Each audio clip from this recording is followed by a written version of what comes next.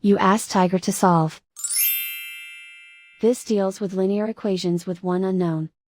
The final result is x equals 5. Let's solve it step by step. Swap sides. Group all constants on the right side of the equation. Add 8 to both sides. Simplify the arithmetic.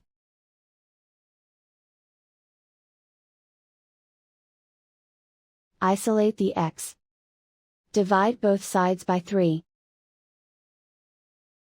Simplify the fraction. Find the greatest common factor of the numerator and denominator. Factor out and cancel the greatest common factor. And so the final result is x equals 5.